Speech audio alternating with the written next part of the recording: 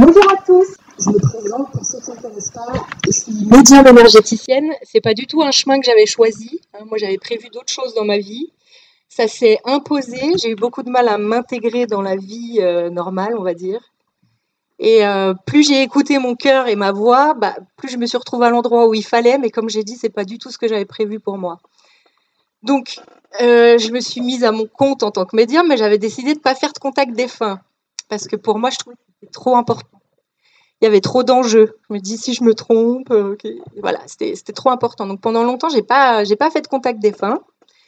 Puis ils m'ont pas trop laissé le choix, ils se sont imposés. Je proposais des guidances, et puis en guidance, j'avais tout le temps des défunts qui étaient là. Puis un jour, il y en a un, il s'est retourné, il m'a dit, ma petite, va falloir te remettre au boulot. D'accord, ok les gars. Donc j'ai fini par accepter et par faire beaucoup de contacts défunts. Alors malgré moi, ça m'a confrontée en fait à la mort. Et j'étais pas prête. Nous tous, on n'est pas prêts en fait à être confrontés à la mort, on n'est pas éduqués à ça. Et ça, c'est venu bouger beaucoup de choses chez moi, très personnelles. Déjà, j'ai une petite fille, donc quand je fais des contacts avec des enfants décédés, je projette. Donc pas facile. Donc ça m'a créé quand même beaucoup d'angoisse d'être confrontée à la mort comme ça toutes les semaines, à des deuils, à des histoires difficiles. J'ai été obligée de trouver une zone confortable, c'est-à-dire de me mettre à l'aise avec la mort. Si j'étais pas à l'aise avec la mort, c'était pas possible. Donc aujourd'hui, on va pas appeler ça une conférence, on va appeler ça un petit échange entre nous, beaucoup moins de pression. Je vais vous amener quelques points pour qu'on réfléchisse ensemble justement sur cette question de la mort, qui est un sujet tabou. Vous êtes d'accord avec ça?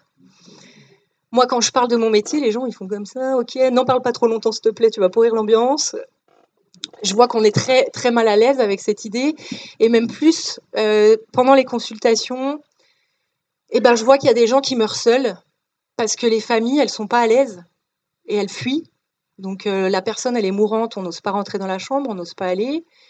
Et puis les gens qui osent être là, ils savent pas quoi faire. Ils savent pas comment se positionner, ils savent pas quoi dire. Alors, du coup, malgré moi, je suis devenue une professionnelle de la mort.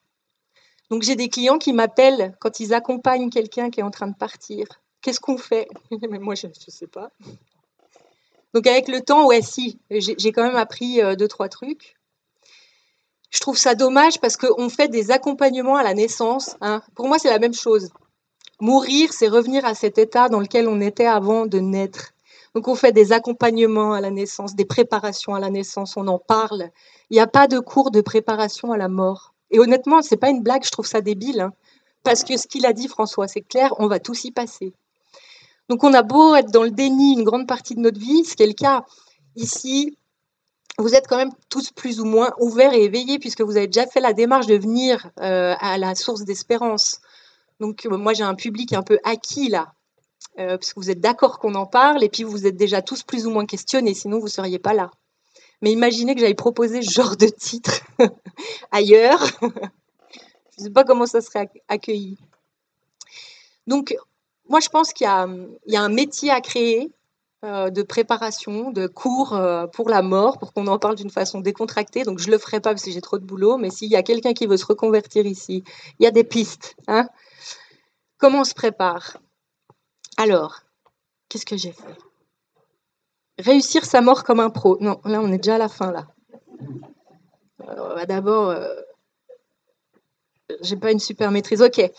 La mort, déjà, j'aimerais bien que vous vous posiez 2 secondes et vous allez me donner le premier mot qui vous vient quand je vous dis la mort. Naissance. Passage. Tunnel. Fin de vie terrestre. C'est vraiment les premiers mots qui vous viennent? Ah, on a une peur. Partir. Ouais, peur, Ça, c'est honnête. Ouais, délivrance. Renaissance. Séparation. On peut le mettre avec peur. Celui-là, il fait pas plaisir. On va voir, on va en parler aussi. J'entends pas. La paix. Ah ouais. Ouais, vous êtes déjà prêts. Vous êtes tous prêts là. Effectivement, il y a quand même un côté qui peut être apaisant. On verra ça ensemble. Mais vous m'avez pas dit angoisse? Non. Personne, ça crée pas d'angoisse chez personne ici? Ah, si, non, non. Ouais, mais vous faites partie de l'assaut. Ça fait des années que vous tapez des confs sur la mort. Vous êtes dans l'attente, là. C'est comme mon tour. Ok. Alors, ouais, il y a quand même pas mal d'angoisses qui vont être associées, hein, parce que même, on va se dire le premier mot comme ça, oui, c'est un changement. Si on creuse profondément chez vous tous, même chez la première rangée, là, qui est d'accord, on va peut-être bien trouver une ou deux flips, une ou deux peurs, une ou deux angoisses. Hein. Ok. Je voulais voir ce que ça évoquait chez vous. Je voulais vous faire bosser à ma place. Alors, aujourd'hui, on va faire ça. Hein. En parler. Thèmes principaux, croyances et conditionnements. Parce que finalement, quand on est né, on n'avait rien en nous. Et puis, c'est notre éducation. Et tous les... Oh, merci François, c'est trop mignon. Oh, c'est trop chou. Ok, oh, moi je vous ai tout zappé. On va parler donc des croyances et des conditionnements, de la religion et culture, parce que ça fait partie du lot, c'est un petit peu la partie théorique. Après, je vais vous donner des astuces pour réussir votre mort. Alors, moi, je prépare mon truc, j'écris tout ce qui me vient, et puis après, je fais des petites recherches sur YouTube, sur Google, pour compléter en fait mon travail. Là, j'ai tapé dans YouTube "mourir avec joie", il m'a fait un message: "Si vous avez besoin d'aide, vous pouvez contacter le numéro". Genre, YouTube était inquiet pour ma santé mentale. Il m'a dit SOS suicide, il m'a laissé le numéro.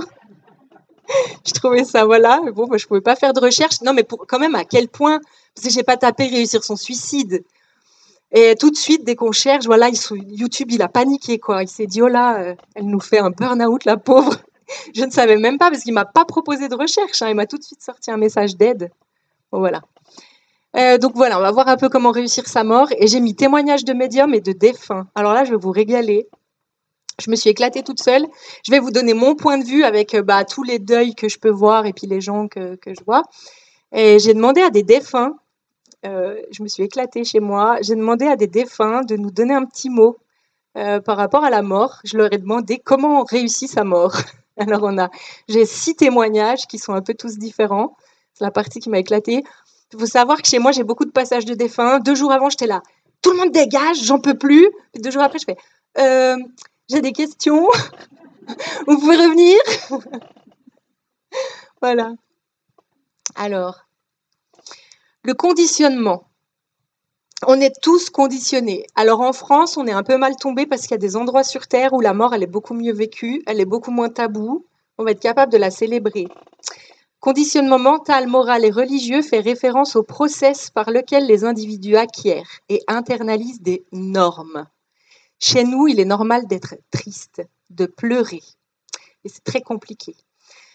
Valeurs et des croyances qui influencent leurs pensées, leurs comportements. Donc on est façonné, hein, vous voyez bien. Il y a des endroits où les femmes, elles sont éduquées à pleurer très fort aussi. On les appelle les pleureuses quand il y a des décès. Alors, tes croyances, ta réalité. François, il en a parlé un petit peu. Nos pensées, elles créent des formes pensées qui créent des égrégores, et nos pensées, elles créent notre réalité. Ça, c'est quelque chose que vous pourrez explorer ou développer ailleurs. Je ne vais pas m'étaler plus que ça, mais c'est une réalité. Vos pensées, elles se reflètent dans la matière et vous allez vivre les expériences que vous croyez.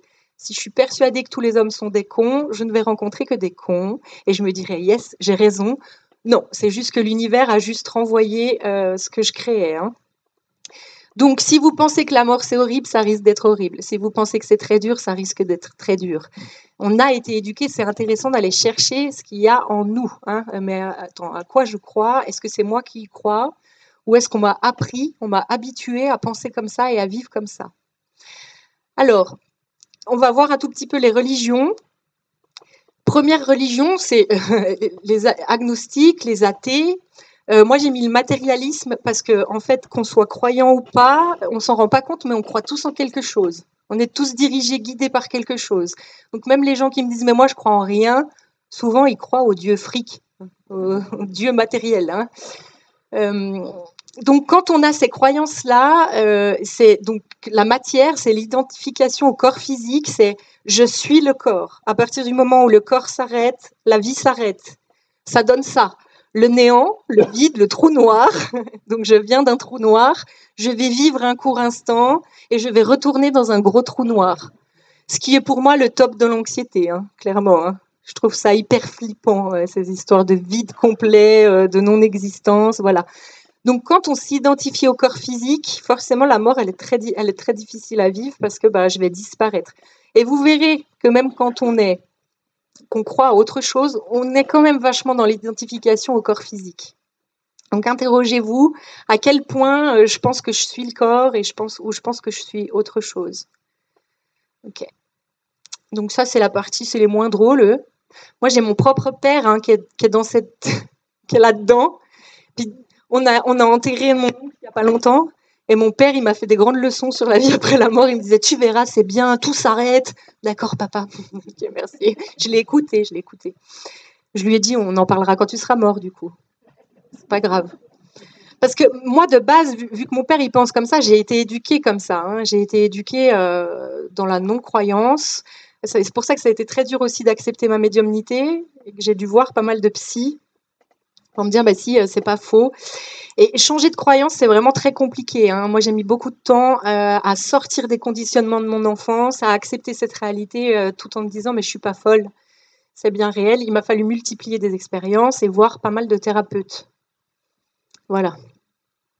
Alors aujourd'hui, mon père est fier de moi parce que je m'en sors dans la vie, mais il pense quand même que j'ai un pet au casque. C'est pas grave. On a les religions, christianisme, catholicisme, judaïsme, islamisme, hindouisme. Eux, ils ont tous une croyance de la vie éternelle, mais il y a un côté pas cool, c'est le jugement, parce qu'ils ont l'enfer et le paradis.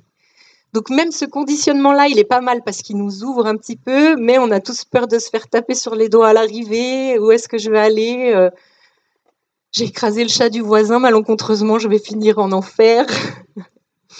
Donc c'est chouette parce qu'il y a cette notion de vie éternelle, mais il y a cette notion aussi de devoir, de jugement, et c'est pas fou non plus. Bouddhisme, hindouisme, vie éternelle, la notion de karma, ils ont plusieurs courants de pensée. Dans le bouddhisme, ils sont quand même très concentrés sur la vie dans le moment présent. Ils ont ces croyances de la vie après la mort, mais il y a plusieurs écoles. Et eux, leur truc, c'est qu'on atteigne le nirvana ici, maintenant, sur Terre, pas une fois qu'on est décédé. Donc, ils ramènent beaucoup au moment présent. Ok. Vous pouvez voir aussi que même si vous n'avez pas été éduqué dans la religion, on est empreint par ça. Moi, je vois que j'ai des culpabilités ou des choses. Ma mère, elle me dit des fois, mais ça, c'est des vieilles empreintes catholiques chez toi, ou je sais pas d'où ça te vient, mais voilà, tu te sens comme un pécheur. Donc finalement, dans nos conditionnements, même si on n'est pas éduqué avec la religion, si on fouille un peu, on va voir qu'on a quand même quelques croyances ou quelques trucs qui subsistent. Alors vous voyez, j'ai mis des petits fantômes. Pour moi, je voulais vous représenter le cycle. Tout à l'heure, je vous ai fait ce dessin. Finalement, il se représente la vie, le néant, un bout de vie, et on retourne au néant. Et puis pour les autres, non, en fait, c'est une continuité. On a une vie. Le petit fantôme, c'est la vie immatérielle. C'est votre âme qui continue d'évoluer. Et puis, on va s'incarner. Alors, j'ai mis un bonhomme, mais on pourrait très bien s'incarner en animal, en plante. On peut aussi s'incarner sur une autre planète, dans d'autres sphères, parce qu'il n'y a pas que la planète Terre. Là, on est encore sur autre chose. En tout cas, voilà, je vous ai représenté ce cycle d'incarnation avec le petit fantôme, qui nous montre qu'il y a une continuité. C'est beaucoup moins flippant, je trouve, beaucoup moins angoissant. L'animisme, j'aime bien l'animisme. Les premiers hommes, j'ai essayé de chercher les premières religions, les premières croyances. En fait, les premiers hommes, le dieu pour eux, c'était le soleil, l'eau, le feu, parce que c'est ce qui leur permettait de vivre. Donc, ils attribuaient une âme à chaque élément. Moi, j'aime bien ça. C'est une idée qui me plaît bien. Donc, les premiers hommes, ils ont tous eu des croyances. On a pu retrouver des dessins, des trucs comme ça.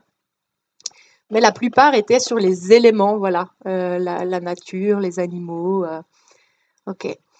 Donc pour eux aussi, en fait, d'un ordre général, la plupart des gens, la plupart des civilisations ont été croyantes, ont cru en une continuité.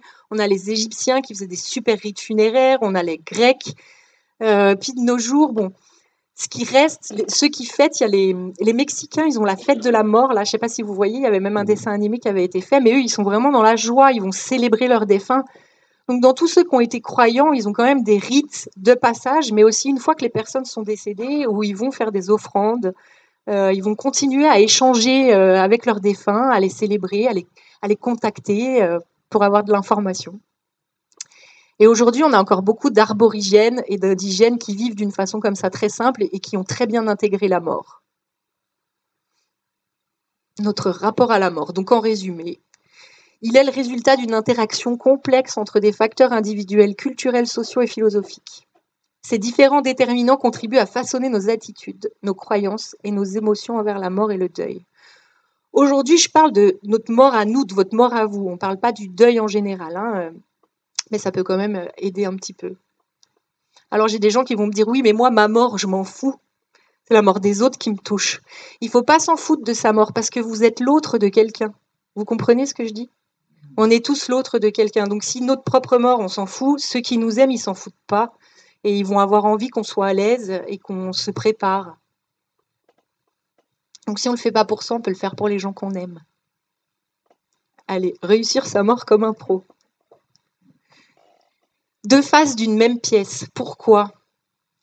Il y a cette loi de dualité où tout est associé. C'est-à-dire que la vie, c'est la face d'une pièce, l'autre face, c'est la mort.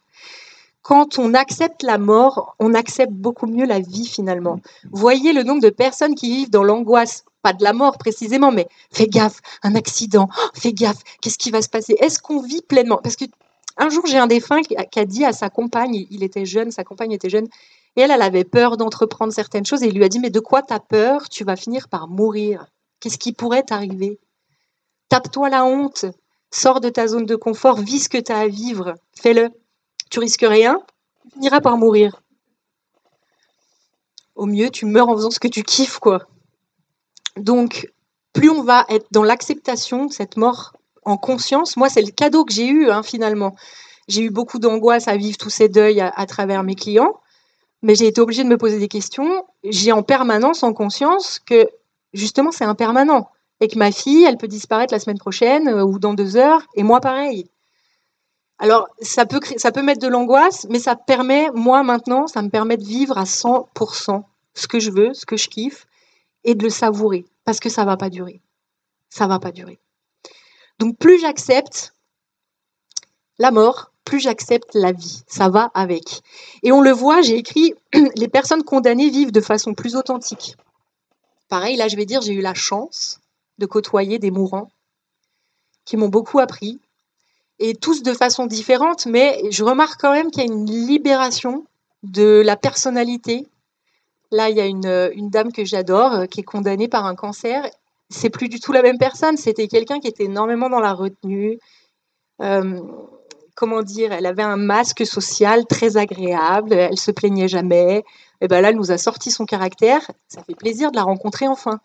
Elle sait qu'elle va mourir. Elle a plus envie de, je sais pas comment, d'envelopper les gens, de dire ce qu'il faut, de faire comme il faut, de bien faire. Là, elle vit, tout simplement, parce qu'elle sait qu'elle a plus le temps. Mon oncle aussi, là, que j'ai perdu, moi j'ai adoré, c'était un grand dirigeant qui était hyper froid. À partir du moment où il a su qu'il était condamné, c'est devenu un petit bonbon tout doux, on a pu lui faire des câlins, il est devenu tout mignon, plein d'amour, à l'écoute, hyper présent quand on se parle, il me regarde, on s'écoute. Donc, belle leçon. Donc, en fait, moi, je vois que les gens mourants, ils deviennent hyper vivants. Vous captez ce que je dis là, vous l'avez observé, vous aussi. Quand on est condamné, on y va à fond. On s'emmerde plus avec ce qui nous emmerde. On fait plus dans le détail. Les gens qu'on n'aime pas, on n'y va plus. Et puis, ceux qu'on aime, on prend plus de temps avec eux. Donc, forcément, dans mon résumé, je vous spoil un peu. Vivre comme si on allait mourir demain, c'est pas nouveau, j'invente rien, mais ça fait partie de bien réussir sa mort. On commence maintenant, on n'attend pas d'être condamné, on réussit sa vie à sa façon. La réussite, c'est pareil, c'est un conditionnement. Pour moi, réussir, c'est travailler le moins possible, tout va bien, bien manger. Voilà, j'ai mis quelques citations. La mort n'est pas la plus grande peur que nous devrions avoir. Notre plus grande peur est de prendre le risque de vivre de manière authentique et sincère. Finalement, la seule chose qui différencie notre vie matérielle de notre vie immatérielle, c'est notre corps physique, qui est notre véhicule et qui nous permet de faire des expériences qu'on ne peut pas faire quand on est mort. Alors, quand on est mort, on peut passer à travers les murs, on peut se rendre au Brésil en 2-2, il y a plein de choses comme ça super cool, mais il y a plein de choses qu'on ne peut plus faire. S'étreindre, On peut plus, on n'a plus de corps physique. Tous les plaisirs sensoriels, tout ce qui passe par le corps, vous ne pourrez plus le faire. On est là pour expérimenter la matière, le concret. Donc on ne veut pas non plus éviter notre vie terrestre et être juste perché en méditation. On veut la vivre, on veut que ce soit dense. Il va nous falloir changer de paradigme, transcender ses peurs. Bon, je vous le disais, vous êtes un public acquis, la moitié ici est déjà en mouvement, si ce n'est pas déjà fait, d'accepter cette réalité que nous sommes d'abord une âme, une énergie spirituelle qui vient faire une expérience dans la matière, une expérience physique. Plus on va aller dans cette croyance, plus on va en être persuadé, plus on sera à l'aise de poursuivre notre vie sans corps physique par la suite. Mais ça, c'est du boulot, hein. Moi, quand je capte que j'échange avec des défunts, je remets toutes mes croyances en question. Ça me prend 1 an avant d'être de nouveau confortable avec ma réalité, ma nouvelle réalité. C'est pas simple. Ça prend du temps et ça me prend encore un peu de temps. Pratiquer la pleine conscience. Alors, on aimerait tous avoir des preuves de vie après la mort. Alors, avec la source d'espérance, on arrive un petit peu à en donner. Les scientifiques n'ont toujours pas réussi à prouver la vie après la mort. Alors, moi, je collabore avec une équipe en ce moment.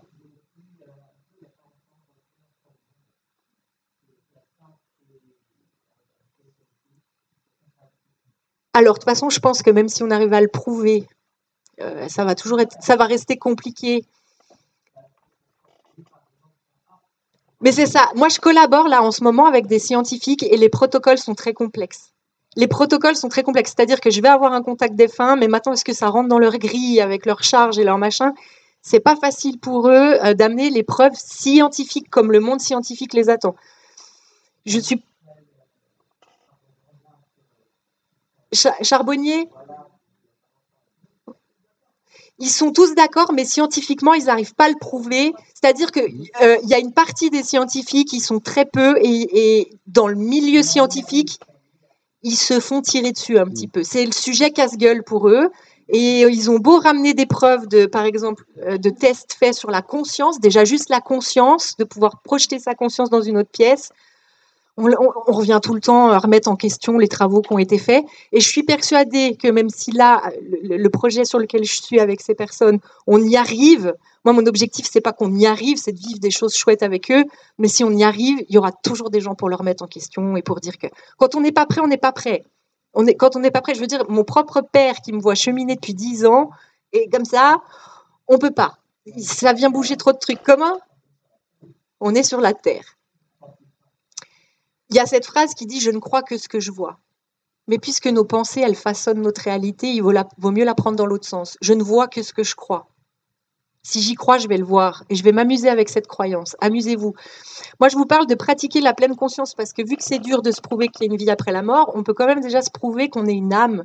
On peut expérimenter, il y a énormément d'expériences à vivre et à faire pour pouvoir mettre en place ce changement de paradigme et y croire. Trouver un sens à la vie ou une spiritualité. Non pas la vérité, mais celle qui apaise. Il n'y a pas de vérité, il y a autant de vérité qu'il y a d'êtres humains. Il y a autant de réalité qu'il y a d'êtres humains. Et ça, je vais vous en parler dans mon témoignage de médium sur le paradis.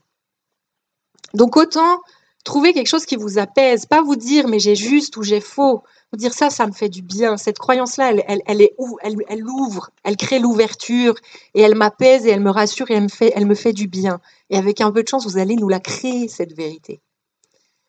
Se rapprocher des gens qu'on aime. Bah ouais, parce que franchement, qu'est-ce qu'il y a de mieux sur cette terre?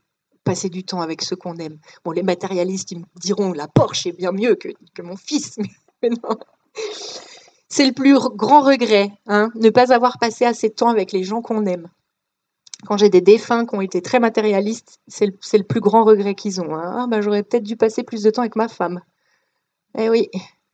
Tous ceux qui ne croyaient pas, ils me parlent de leur famille. Tous ceux qui sont partis, qui sont morts, qui ne croyaient pas à la vie après la mort, ils ont des regrets d'avoir passé trop de temps à jouer le jeu de la vie. Boulot, métro, je fais du fric. Vous êtes tous en sécurité, mais on ne se voit jamais. En parler, lever le déni. Bah ouais, en parler de votre propre mort, de la mort des gens que vous aimez, leur poser la question, pour toi, comment tu veux que ça se fasse? Souvent, c'est pas des bons moments, hein. Les gens, ils rechignent à faire ça. parler de ses croyances, en parler avec les autres, se nourrir, s'ouvrir. La mort est plus douce qu'une vie amère. Et ça, c'est vrai. Parce que pareil, des contacts défunts, des gens qui en ont, pardonnez-moi, mais qui en ont chié, hein, qui ont eu des vies très difficiles, ils s'apaisent, ils trouvent le repos. Des fois, quand la vie est dure, je me dis, oh, ça a l'air cool. Pas du tout suicidaire, hein, mais oh, ça a l'air cool. Rien que les douleurs physiques. Hein. Quand vous passez, vous avez plus mal au corps. On n'a plus besoin de dormir, on n'a plus besoin de manger.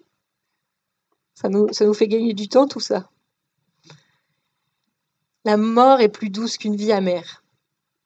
Ok, de manière pratique, concrète, on n'est pas dans la spiritualité. Hein. Communiquez vos souhaits. Je vous l'ai dit tout à l'heure, quand vous mourrez, c'est les autres qui souffrent autour et qui s'en occupent. Plus vous aurez été clair sur vos envies, vos besoins. Moi, je veux qu'on fasse ci, comme ça, je veux être incinéré. Demandez ce que vous voulez. Célébrez dans la joie. On n'a jamais envie de faire ça. Et attendez pas d'être vieux, parce qu'on ne sait pas quand est-ce qu'on va mourir. On n'attend pas d'être malade. Ça, on a le droit de le faire à tout âge. Et puis, on peut le réécrire 5 ans après. Et puis, on peut le réécrire 5 ans après. Tout le monde cherche, quand quelqu'un décède de manière brutale, tout le monde cherche à savoir quelles étaient ses dernières volontés, qu'est-ce qu'il voulait, comment on devait faire ça. Donc, n'attendez pas. D'autant plus quand c'est brutal, ça rajoute de la difficulté à la famille. Ça rajoute. Donc, parlez ouvertement.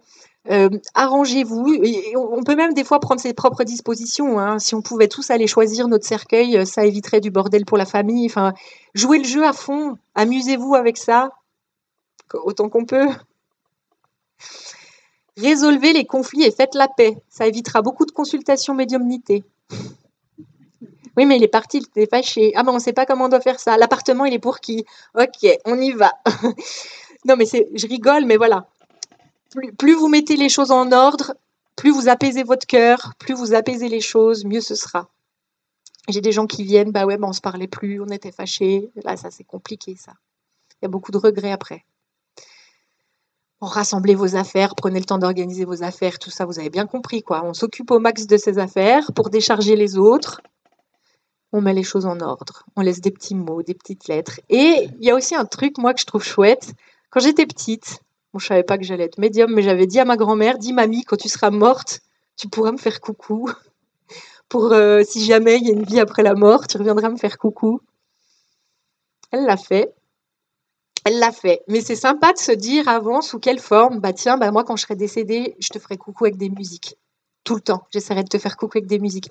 De définir comme ça peut-être les signes qu'on a envie de se faire une fois qu'on sera passé, sous quelle forme, de quelle façon.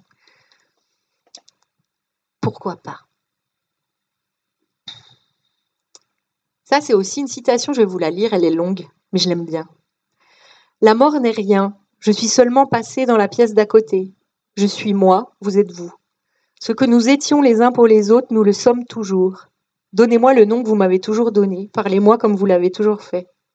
N'employez pas un ton différent, ne prenez pas un air solennel ou triste. Continuez à rire de ce qui nous faisait rire ensemble. Priez, souriez, pensez à moi, priez pour moi. Que mon nom soit prononcé à la maison comme il l'a toujours été, sans emphase d'aucune sorte, sans trace d'ombre. La vie signifie tout ce qu'elle a toujours signifié. Elle est ce qu'elle a toujours été. Le fil n'est pas coupé. Pourquoi serais-je hors de vos pensées? Simplement parce que je suis hors de votre vue. Je vous attends, je ne suis pas loin, juste de l'autre côté du chemin.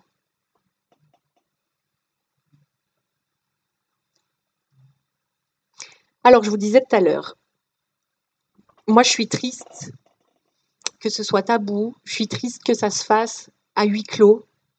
Finalement, c'est les soignants, c'est les soignants qui sont un peu en première ligne, mais eux, ils sont là pour soigner, ils sont pas forcément là pour vous accompagner psychologiquement. Surtout que maintenant, ils sont débordés. Et malheureusement, il y a encore des gens qui meurent seuls. Et ils meurent seuls, c'est pas parce qu'ils n'ont pas de famille, c'est parce que la famille, elle est tellement mal à l'aise, elle sait pas quoi dire, elle sait pas quoi faire. Donc ça, j'ai trouvé ça un peu triste de voir ça dans mes consultations. En tant que médium, qu'est-ce que j'ai vu? Qu'est-ce que je pourrais vous dire? Il n'y a pas d'enfer. L'enfer, c'est les angoisses, c'est nos peurs, c'est nos propres angoisses. Alors j'ai des défunts qui vont très mal, hein, mais ils ne sont pas en enfer, ils sont coincés dans leurs angoisses, ils sont coincés dans leurs émotions.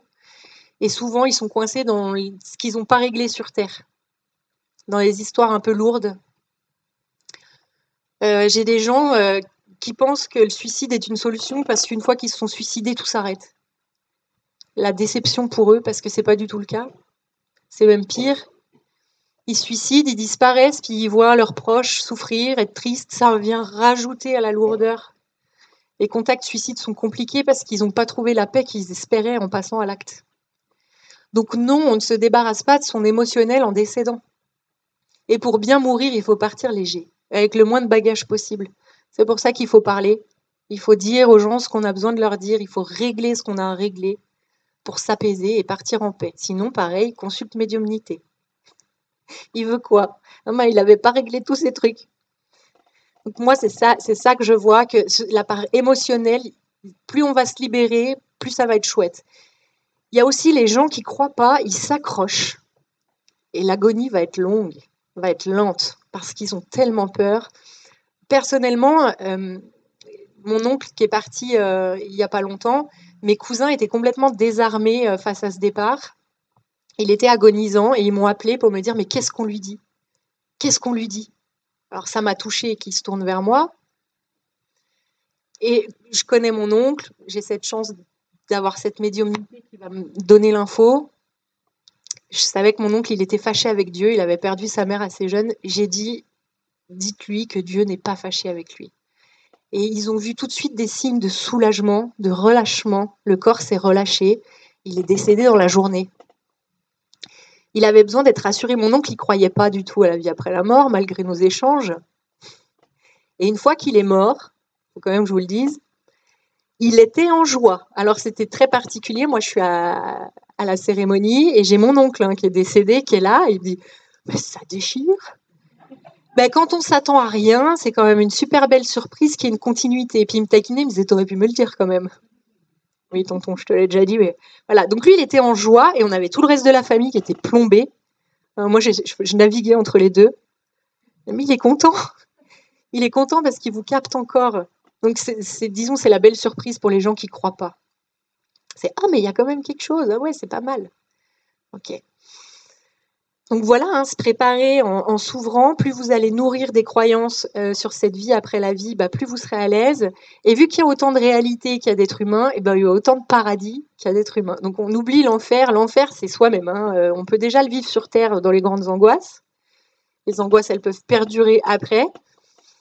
Par contre, des paradis, il y en a plein. Moi, quand je capte les défunts, ils sont tous dans des endroits différents. C'est jamais la même chose. Et au plus ils ont le cœur léger, au plus ils avaient la foi, alors je ne vous parle pas de Dieu, mais la foi, au mieux l'endroit où il est, enfin là où ils sont, l'endroit est beau et l'endroit est chouette. Je les ai jamais vus tous au même endroit, dans le même truc. Donc créez votre réalité, créez votre paradis. Je crois que ça répond bien et qu'on va vivre ce qu'on a envie de vivre et qu'on va vivre ce qu'on pense. Il y a aussi cette notion de séparation, je crois que c'est ce qu'il y a de plus dur. Laisser les gens qu'on aime, ou perdre les gens qu'on aime, mais en fait, on va se retrouver. Donc, on en laisse sur Terre, mais on en retrouve d'autres. Moi, j'ai tous les animaux que j'ai eus depuis que je suis jeune, les gens de ma famille qui sont décédés, tous mes clients que j'adore. J'espère que vous serez tous là quand ce sera mon tour. Donc, ouais, préparez-vous à ça en visualisant et en imaginant le meilleur. Ce serait quoi le paradis pour vous? Un transat? De l'eau? Ok. Et puis, je vais vous lire les témoignages de défunts, si vous êtes d'accord, qui sont tous différents. Est-ce que j'ai tout dit? Une feuille. Ouais. Ah, non, ça, je ne l'ai pas dit. Je l'ai dit qu'à moitié. Les gens matérialistes qui ne croyaient pas à la vie après la mort, donc ils découvrent, ils me font « Ah, je suis encore là, c'est trop bien. Par contre, je regrette. Si j'avais su, j'aurais fait autre chose. » Ils regrettent d'avoir développé que la matière et de ne pas avoir développé les vertus de cœur, la compassion, l'amour, la patience, l'acceptation. Toutes ces vertus de cœur que vous allez développer, vous allez les emporter avec vous. Par contre, la belle bagnole, non, vous n'allez pas l'emmener avec vous. Donc, développez des choses que vous pouvez emmener dans cette vie après. et qui vont continuer de vous accompagner. Ok. Alors, ça, c'est une jeune femme qui est décédée dans un accident brutal à l'âge de 22 ans. Elle nous dit, je lui ai demandé donc comment on réussit sa mort. Ne pas avoir trop d'attaches. Rien, absolument rien n'est à nous. Tout nous est prêté, alloué. L'impermanence, l'acceptation de l'impermanence. L'esprit humain peine à se représenter l'immensité de la vie, avant, pendant, après. Ce que nous appelons nos enfants, nos parents, cela est faux. Tous ces enfants sont les nôtres. Oh, ça m'émeut, je suis désolée. Parce que je vois trop ce qu'elle veut dire. On a un comportement particulier avec nos enfants, puis on est beaucoup moins tolérant avec les enfants du voisin, mais elle veut dire que les enfants sont tous les nôtres et les parents sont tous les nôtres et qu'on est tous liés. Donc elle dit, cela est faux, tous les enfants sont les nôtres. Voire je suis tout enfant et tout parent. Je suis aussi l'enfant. Transcender, ce serait cela. Devenir l'enfant et le parent de tous et s'aimer de cette façon-là. C'est le message le plus élevé que j'ai eu. Qui est chouette, hein. Mon oncle, il a dit, parce que j'ai pas choisi qui est venu pour me donner ces messages, mais j'ai mon oncle, il a dit dans l'amour des siens, avant, pendant, après. Pour cela, il faut cultiver et nourrir les relations avec ceux que l'on aime. J'ai une jeune femme qui a laissé un message qui s'appelle Elodie.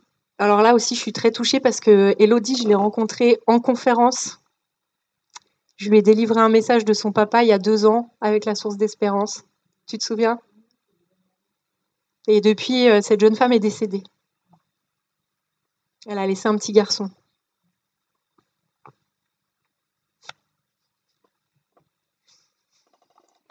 Élodie, elle a dit « La douceur du ciel m'a aidée. J'avais la foi de retrouver mon père. J'ai pris le chemin de l'acceptation, lâcher prise, comme on dit, avec humilité. Elle est partie d'une maladie, elle a eu le temps de se préparer. Elle a vécu un contact défunt avant.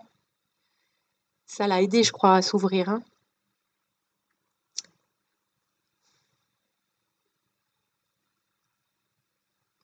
Excusez-moi. Donc, lâcher prise avec humilité. Elle dit « J'ai reçu tellement d'amour à ce moment de ma vie, on devrait s'en donner toujours autant. » Sauter le pas, oser y croire vraiment. J'ai eu le temps d'y réfléchir, en vérité, je n'ai pensé qu'à ça, et j'ai trouvé la paix avant de mourir.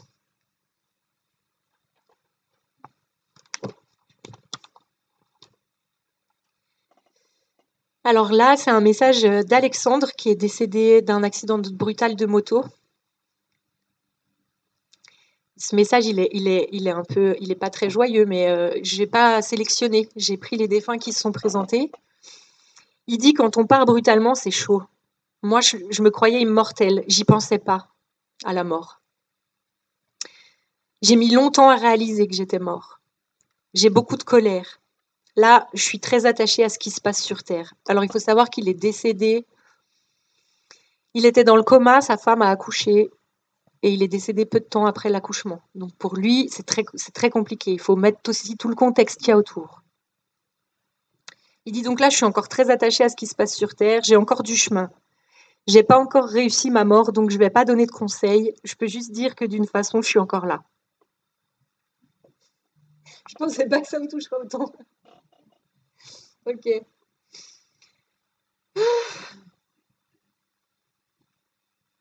Je vais vous lire ce message, mais je sais pas de qui il est. Évitez de la provoquer. On emporte avec nous nos malheurs. Faites-vous aider. Un cœur lourd cause beaucoup. Je sais. C'est une dame qui a mis fin à ses jours. Donc elle dit évitez de provoquer la mort. On emporte avec nous nos malheurs. Faites-vous aider. Un cœur lourd cause beaucoup de souffrance, même après la mort. C'est vrai qu'ouvrir son esprit et se préparer à cette vie après la vie, cette continuité est une bonne façon de réussir sa mort. Charlotte, quelle audace avec tes bêtises. Oui, je me suis fait secouer. Mais pour les esprits scientifiques comme le mien, Il n'y avait rien à faire. J'étais rigide. J'aurais peut-être évité quelques angoisses inutiles. J'étais prêt à partir fier et courageux vers le néant. À disparaître, j'avais accepté cette idée-là.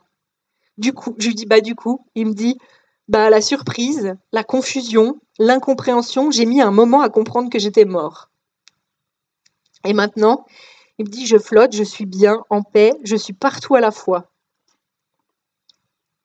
C'est riche, j'aime cette vie, délicate, plus légère. C'est plus rapide que le Wi-Fi. La technologie de la vie est incroyable, incommensurable, difficilement perceptible par l'être humain. Et ça, je ne sais pas qui est ce défunt. Voilà. J'en ai un autre qui m'a dit, vite fait, il m'a dit, mais tout le pataquès qu'on fait, juste pour ça. Et il m'a renvoyé à l'image de notre naissance où on maîtrise rien, personne ne se souvient de sa naissance. On maîtrise rien.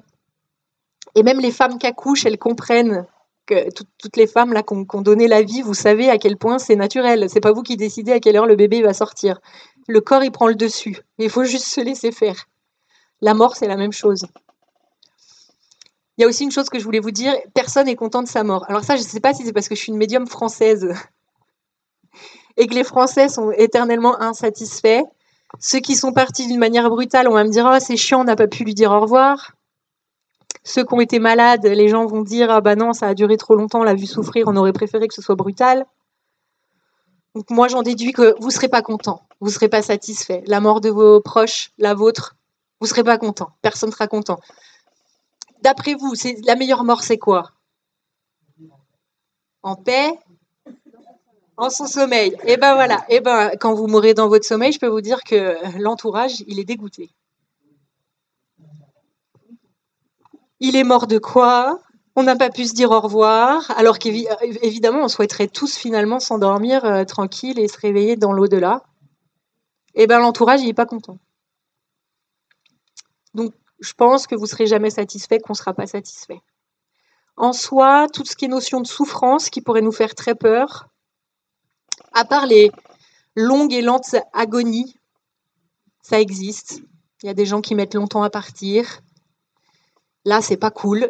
Mais quand même, bien souvent, ils montrent qu'ils ont décollé du corps avant leur mort. C'est-à-dire que la conscience, on est protégé. Donc le corps est en souffrance, mais la conscience, est-ce qu'elle habite le corps? Je crois qu'elle fait des allers-retours dans l'hôpital, dans la chambre d'hôpital. Ils m'ont toujours bien montré qu'ils n'avaient pas tant souffert que ça. Donc ça fait peur. Moi, à la limite, j'ai un peu peur aussi de souffrir, d'avoir mal, quoi.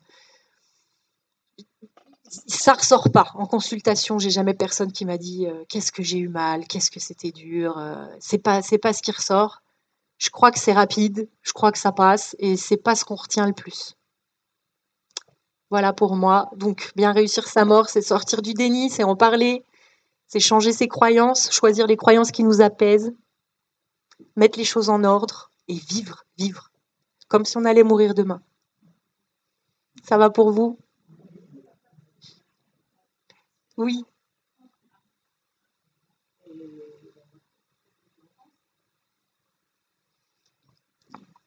Quand je fais des confs comme ça, c'est pas moi, qu'est-ce que j'en pense, j'essaye un peu de câbler, tu vois. Moi, personnellement, ça me rassure. Personnellement, ça m'apaise pour les gens que j'aime, qu'on puisse les accompagner. J'ai accompagné tous mes animaux, je trouvais ça stupide qu'on puisse pas le faire pour l'humain. Maintenant, je crois qu'il y a quand même aussi un process initiatique dans la fin de vie. Donc, je suis pour, je suis pas contre. Je crois qu'il y a un process important, mais personnellement, j'ai du mal à voir les gens souffrir. Donc, moi, je suis pour qu'on puisse accompagner les gens. Mais il y a un process à vivre, à voir. D'école.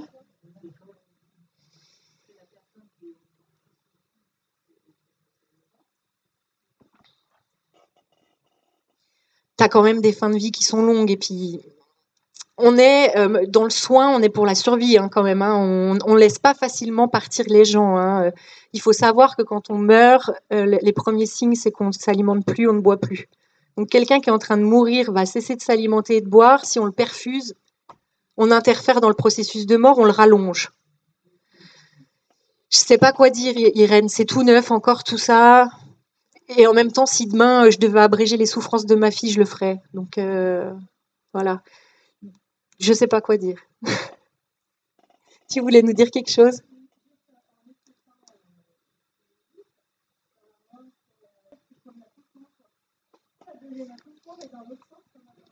Ben, j'adorerais qu'on le voit comme ça, ouais. J'aimerais.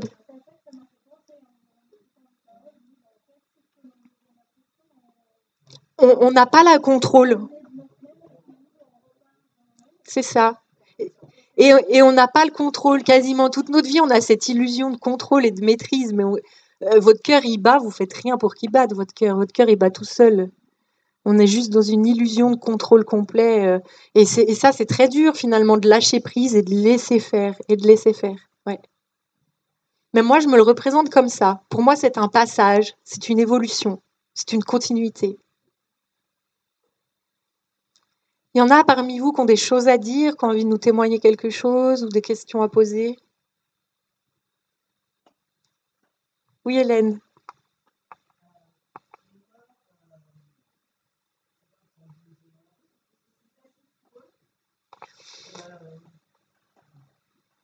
Alors moi, j'ai pas forcément pareil, conditionnement, je vis en France, je bosse en France, donc j'ai pas des défunts qui sont morts de la guerre. Je crois qu'une fois qu'ils sont passés, ils sont un peu tous d'accord. J'ai plutôt envie de parler de comment accepter le fait qu'il y ait des guerres ou qu'il y ait des choses justement difficiles ou des morts brutales ou des choses difficiles. Si on prend en compte cette notion d'âme, l'âme, elle est venue pour expérimenter des choses et des fois, c'est des choses horribles.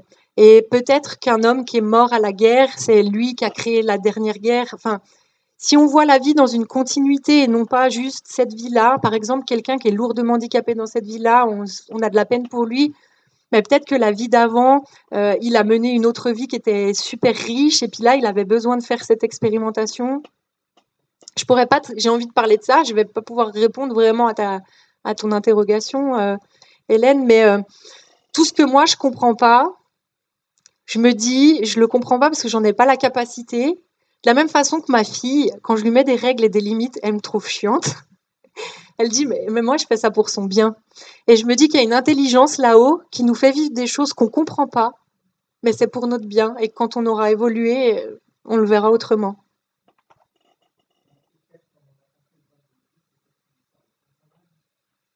Tout à fait. Tout à fait.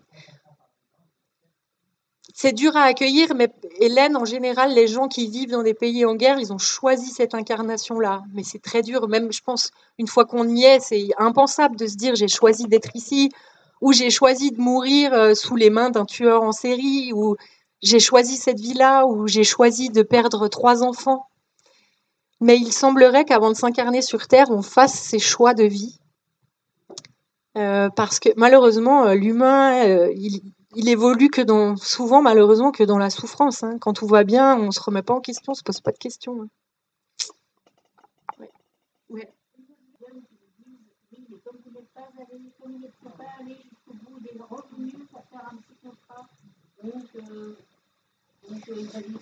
Ouais.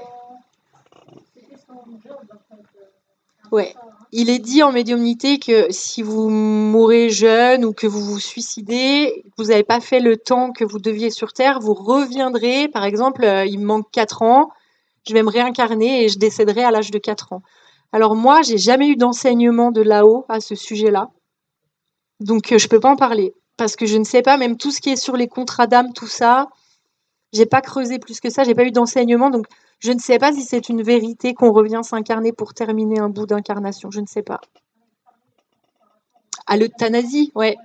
Ben, si c'est réel, ça se produira du coup. Si c'est une réalité, ça aura lieu, c'est-à-dire que tu as créé ta propre mort, il reste un laps de temps, tu reviendras pour le faire et ce sera autrement.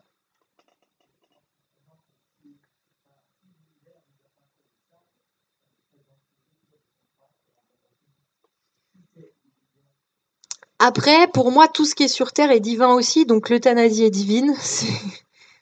d'une certaine façon. À quel moment ça va, je sais pas. Ça fait partie des trucs que je comprends pas. Et ça aussi, c'est prévu, par exemple, tout ce que je comprends pas, quand on meurt, on a la conscience qui s'élargit, on va avoir d'autres compréhensions. Bah ça fait partie de mes projets. Je me dis tout ce que je comprends pas maintenant, j'essaierai de le découvrir quand je serai morte.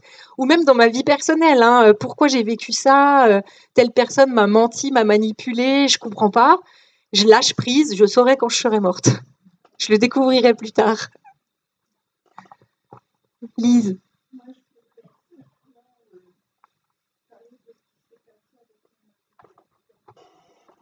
Attends, tiens, je te donne le micro. Voilà, il y a un certain nombre de personnes ici qui me connaissent et qui le savent, d'autres que je ne connais pas. Une maladie longue et de toute façon qui était absolument incurable. Effectivement, il y a eu une euthanasie, mais parce qu'il l'a demandé. Mais en fait, au moment de sa mort, ça a été une mort dans la joie, parce qu'il était préparé, parce que moi, son épouse, j'étais préparée, ses enfants étaient, ses petits-enfants aussi. Et en fait, il a préparé avec ses enfants essentiellement toute la cérémonie de son départ, y compris les chansons qu'il voulait qu'on mette pour le pot d'adieu. Et pour ces chansons, mon fils et ma fille étaient venus avec des petits appareils, là, comme vous en aviez. J'ai pas pu participer. Et mon mari ne parlait pratiquement pas. Donc les enfants mettaient une chanson. Et quand mon mari faisait comme ça, il fronçait les sourcils. Ah, papa, il aime pas. On la met de côté. Il en mettait une autre avec les yeux grands ouverts. Papa, il aime. Celle-là, on garde. Ça a duré pendant plus d'une heure. Ils ont choisi plein de chansons comme ça qui ont été mises après pendant la cérémonie, ou enfin, ou du moins après.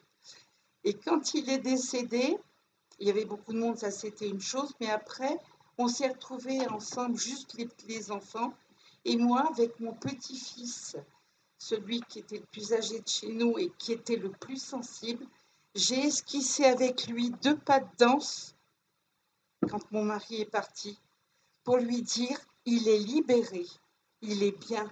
Et en fait, les gens, pendant qu'il était, donc il était dans une institution pour préparer sa mort, et je me souviens qu'il y a une des infirmières qui nous a raconté que d'abord, elles étaient là hein, quand on lui a fait les injections, qu'on lui a retiré ses appareils respiratoires et tout ça. Elles ont dit que déjà, ça les avait réconciliées avec la mort, d'une part.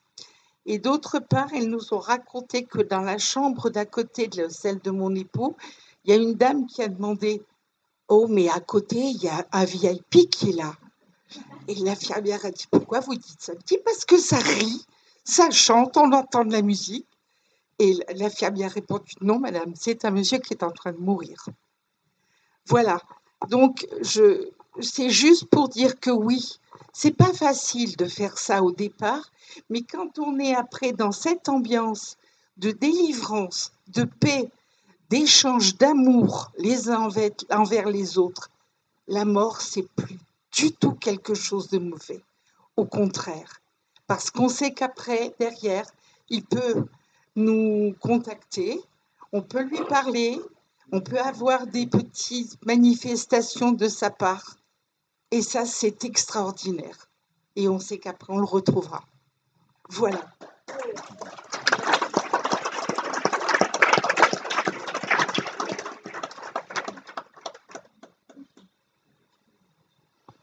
Merci pour votre attention. Ah, la source d'espérance, on rit, on pleure, on vit plein d'émotions. On va faire une petite pause avant la médiumnité. Je vais essayer de vous délivrer le plus de messages possible. Les messages, ils vont dépendre de mon état, de votre état, de l'état des défunts. C'est quelque chose qui m'épuise énormément. Donc, je vais vous en donner le plus possible, mais vous m'en voudrez pas. Je vais aller jusqu'où je peux. Petite pause.